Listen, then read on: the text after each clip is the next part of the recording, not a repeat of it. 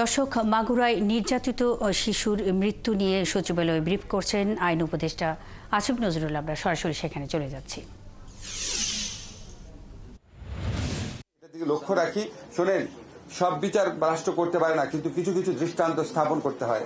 এখানে যে বর্বরতা, যে নির্মমতা, যে পাশবিকতা হয়েছে, এটা শুধু আসিয়ার বিচার না, এটা হচ্ছে আসিয়ার মতো পোটেনশিয়াল যারা ভিকটিম হবে, যারা অতীতে ভিকটিম হয়েছে, তাদের সবার জন্য এটা একটা রক্ষা কবচ কাজ করে। একটা সমাজে একটা মেসেজ দিতে হয় মাঝে মাঝে যে রাষ্ট্র এগুলি জিনিস কোনোভাবেই ক্ষমা করবে না।